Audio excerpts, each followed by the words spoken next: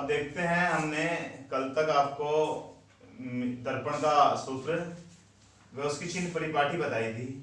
उसी आधार पर दर्पण में कुछ न्यूमेरिकल हैं, इसके आधार पर दर्पण के न्यूमेरिकल कराते हैं। जैसे कि पहला क्वेश्चन लिखा हुआ है, एक अवतल दर्पण की फोकस दूरी 20 सेंटीमीटर है। तो अवतल दर्पण की बात कहता है तो आप पहले सबसे पहले ऊपर लिख दीजिए अवतल। कौन सा दर्पण आपके पास आया? अवतल।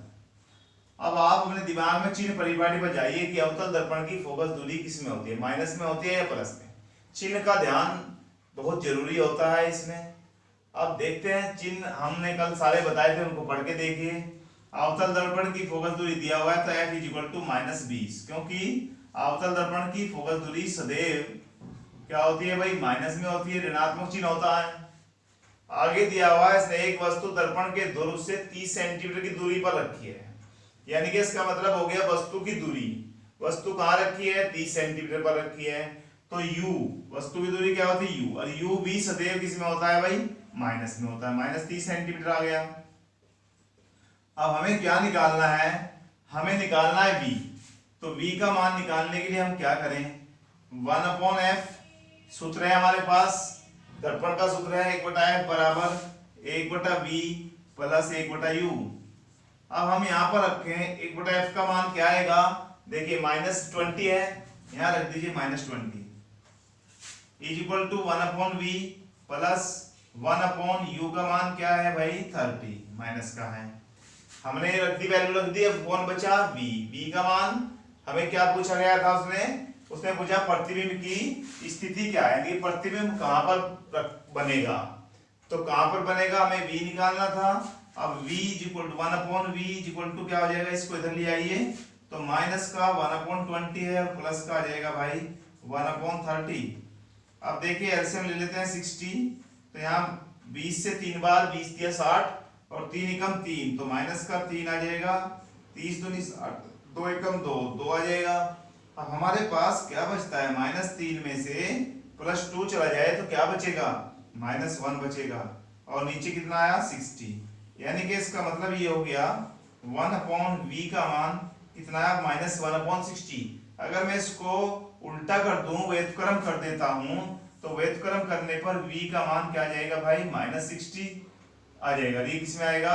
अब हम लिख सकते हैं किसकी? प्रतिबिंब की स्थिति, यह प्रतिबिंब की ध्रुव से दूरी, प्रतिबिंब की ध्रुव से दूरी, की ध्रुव से दूरी कितनी दूरी होगी भाई?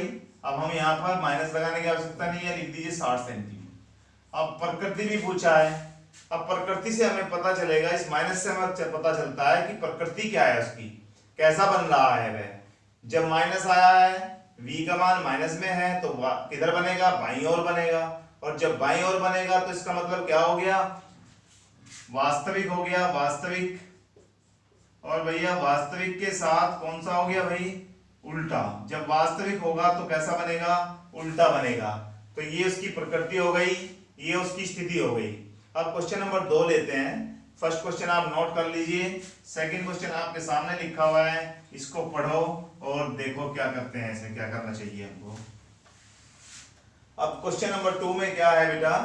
किसी अवतल दर्पण के सामने 30 सेंटीमीटर की दूरी पर, कोई अवतल दर्पण है, उसके सामने 30 सेंटीमीटर की स्थिति पर वस्तु, यानी कि किसी अवतल दर्पण के सामने 30 सेंटीमीटर की दूरी पर स्थित एक वस्तु है। तो इसका मतलब वस्तु की दूरी को हम किससे डिनोट करते हैं? u से।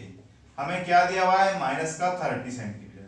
माइनस कहां से आया? तुम कहोगे माइनस कहां से आया बेटा? ये चिन्ह परिपाटी से आता है। जब हमने बताया था कि वस्तु की दूरी हमेशा माइनस में होती है। चलिए आगे चलते हैं। दूरी स्थिति, वस्तु का प्रतिबिंब दर्पण के पीछे 40 सेंटीमीटर पर बनता है। दर्पण के पीछे चला गया, ये अवतल दर्पण था और कहां बना? यहां पर बना पीछे जाके। जब पीछे बनता है तो किधर चलेगा? दाईं साइड में चला गया। और दाईं साइड में जब बनेगा तो इसका मान किस में आएगा? प्लस में। तो इसका मतलब v का मान क्या दिया हुआ है? +40 सेंटीमीटर।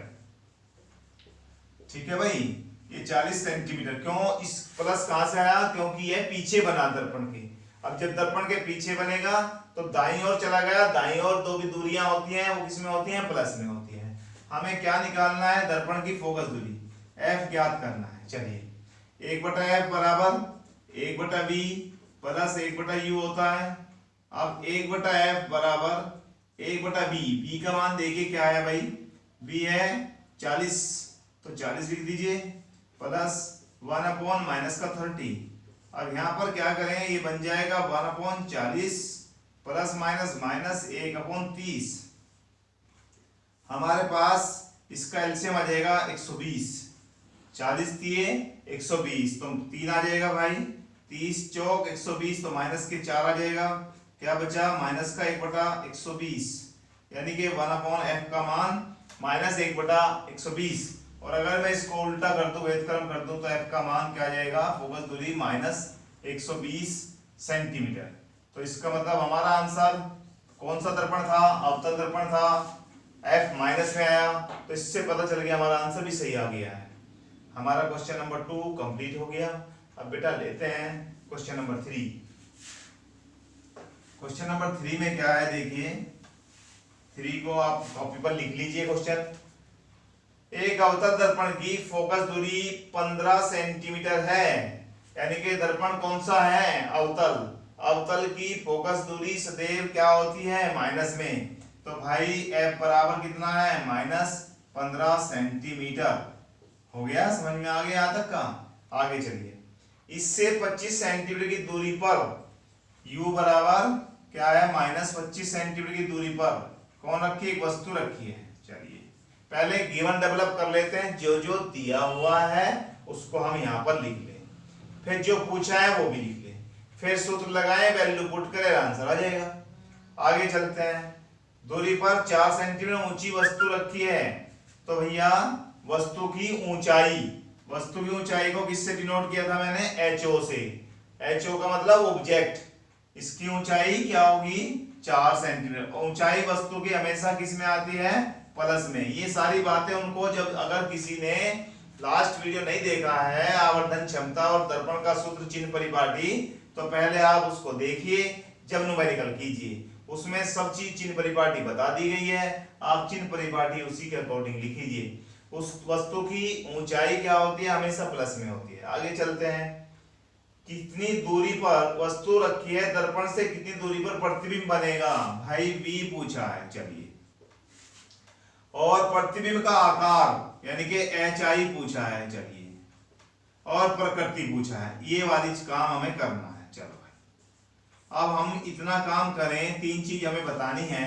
सबसे पहले हम क्या निकाल सकते हैं, दर्पण का सूत्र है हमारे पास 1/f, मैं यहां पर कर देता हूं 1/f बराबर 1 है, नीचे कर देते हो 1/f is equal to 1/v plus 1/u। यही तो है भाई दर्पण का सूत्र। f हमें निकालना, क्या f दिया हुआ है, तो 1/-15 1/v हमें निकालना है, प्लस 1/-25। समझ में आ गया होगा यहाँ तक। वैल्यू मैंने यहाँ उठाई, यहाँ पे रख दी। अब मुझे क्या बचाना है, 1/v को यहीं रखो, माइनस का 1/15 है, ये माइनस इधर जाएगा तो प्लस हो जाएगा 1/25। तो 1/v इज इक्वल टू 15 से और 25 से हम अगर एलसीएम लें तो 75 आ जाएगा। तो यहाँ पर क्या रख दे भाई, 75 रख दें। तो 15 5 75, माइनस का 5, 25 दिया 75 प्लस का 3, तो माइनस का 2/75 आ गया भाई। हमारे पास 1/v का मान कितना आ गया, माइनस 2/75। इसको उल्टा कर दिया जाए, व्युत्क्रम कर दें, तो 1/v का मान क्या आ जाएगा भाई, माइनस 75 माइनस के 2।